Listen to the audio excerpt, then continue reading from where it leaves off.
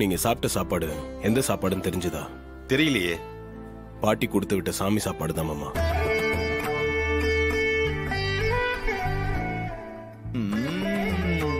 அப்படியா? இது எப்ப நடந்துச்சு? உன் அத்தை பேசும்போது நீயும் பாத்துக்கிட்டு தானப்பா இருந்த. நான் என்ன உறவு கொண்டாடுவாங்க வந்தேன். நான் இந்த கும்பசோரை உங்களுக்கு எல்லாம் கொடுத்துட்டு போலான்னு தானையா வந்தேன். இத சாப்பிட்டா குடும்பத்துக்கு நல்லது, பேரன் பேத்திங்களுக்கு நல்லது. இப்ப என்ன, இந்த சாப்பாடை வீட்டுல இருக்க எல்லாரும் சாப்பிடணும், அவ்வளவுதானே பாட்டி? ஆமாய்யா. சரிங்க பாட்டி, அதை கொடுங்க, நான் சாப்பிட வைக்கிறேன்.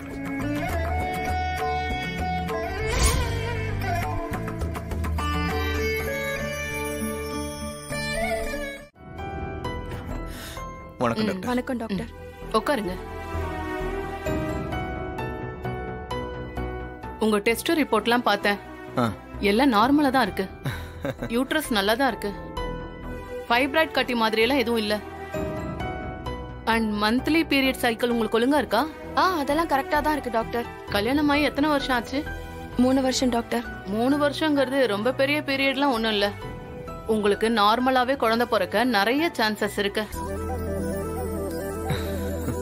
சில விட்டமின் டேப்லெட்ஸ், டானிக்லாம் எழுதி தரேன். அதெல்லாம் ஃபாலோ பண்ணாலே போதும். Okay doctor. எனக்கு ஏதாவது பெருசா ப்ராப்ளம் இருக்குமோன்னு பயந்துட்டே வந்தேன். நல்ல வேலை அப்படியெல்லாம் எதுவும் இல்ல. உங்களுக்கு ஏன் தேவையில்லாத கற்பனை எல்லாம்? உங்களை மாதிரி நிறைய லேடிஸ்க்கெல்லாம் நார்மலா இருந்தாலும் குழந்தை பிறக்க கொஞ்சம் லேட் ஆயிருக்கு. அது மாதிரி தான் இந்த விஷயமும். கூடிய சீக்கிரம் நீங்களும் கன்சீவ் ஆவீங்க, கவலைப்படாதீங்க. நல்லா சொல்லுங்க டாக்டர்.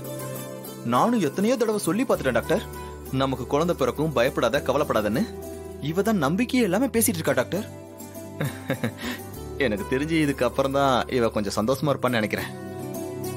உங்க ஹஸ்பண்ட் எவ்வளவு நம்பிக்கையோட இருக்காரு, நீங்களும் நம்பிக்கையோட இருங்க.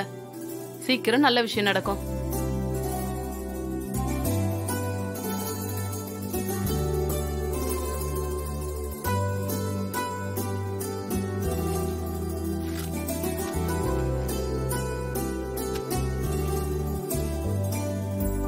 இதுல எழுதியிருக்க மாத்திரையெல்லாம் ஃபாலோ பண்ணாலே போதும். Thank you doctor. Thanks doctor. It's okay.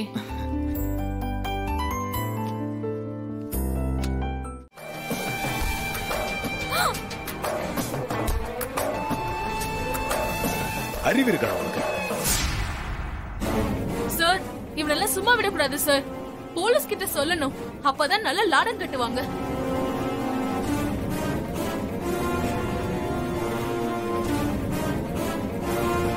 Sir, நீங்க மட்டும் வரலன்னா இதை இந்த பொண்ணு மேல ஊத்திருப்பான் சார். அந்த பொண்ணு வாழ்க்கையே வீணா போயிருக்கு சார். இவனை போலீஸ்ல புடிச்சு கொடுங்க சார்.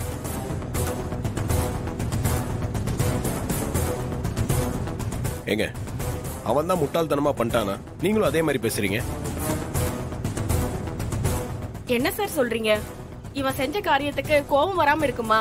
அயோக்கிய ராஸ்கல். இவன் செஞ்சது தப்புதான். இவனை போலீஸ்ல ஒப்படைக்கிறது ஒன்றும் பெரிய விஷயம் இல்ல. அப்படி செஞ்சா அவன் ஃபியூச்சரே ஸ்பாயில் ஆயிடும். ஸ்பாயில் ஆயிட்டு போட்டோம் சார். இவனை மாதிரி ஆளெல்லாம் காலேஜுக்கும் தேவையில்ல, நாட்டுக்கும் தேவையில்ல. ஏங்க, ஆத்திரப்பட்டு பேசாதீங்க. இவன் நிதானமா யோசிச்சு பார்த்திருந்தானா இப்படி செஞ்சிருக்க மாட்டான்.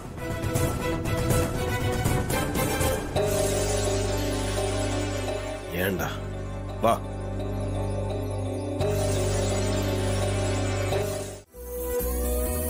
ஒருவேளை நீ யார்கிட்டயாவது திரும்ப ப்ரப்போஸ் பண்ணி அவங்க எதனா ஒரு காரணத்துக்காக நோ சொல்லிட்டாங்கன்னா சாரி சொல்லி ஃப்ரெண்ட்ஷிப் அங்க இருந்து விலகிரு.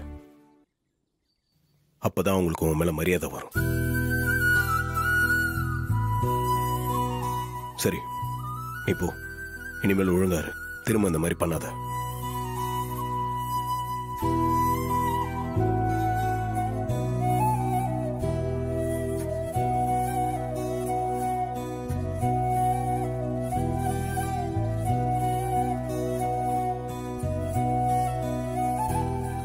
சார், என்ன மன்னிச்சிருங்க சார். ஏதோ புத்தி கெட்டு போய் இப்படி நடந்துகிட்டேன் சார். நீங்க சொன்ன ஒவ்வொரு வார்த்தையும் நான் எவ்வளவு பெரிய முட்டாளன்னு எனக்கு புரிய வச்சிருச்சு.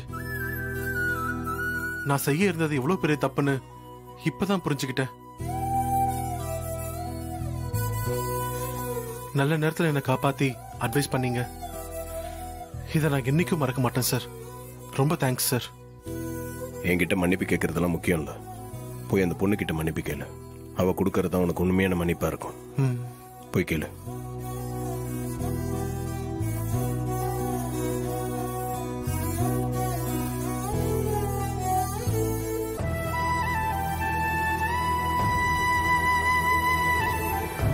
திவ்யா, என்ன மன்னிச்சிரு.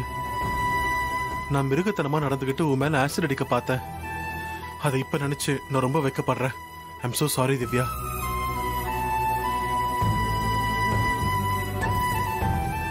சரி, இனிமே இப்படி நடந்துக்காத. நம்ம எல்லாரும் படிக்க வந்திருக்கோம். அந்த வேலையை மட்டும் பாப்போம். நம்ம நல்ல ஃப்ரெண்டா இருப்போம். சார், ஒருத்தருக்கு தண்டனை கொடுத்துதான் திருத்தணும்னு கிடையாது. இப்படி கூட திருத்தலான்னு காமிச்சிருக்கீங்க சார். பெரிய விஷயம் சார். சரி, பாத்தீர்.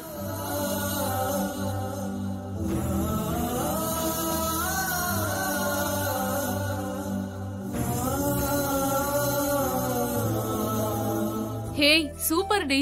செம பிரில்லியண்டா இருக்காருல. இந்த விஷயத்தை எப்படி ஹேண்டில் பண்ணாரு பாத்தியா? ஏய், என்ன மாதிரி பேசுறாரு பாத்தியா? ஜஸ்ட் மெஸ்மரைசிங் டி. வாவ். ஆளு ஸ்மார்ட்டா பர்சனாலிட்டியா இருக்காரே. அப்படியே கட்டி பிடிச்சு கிஸ் பண்ணலாம் போல இருக்கு.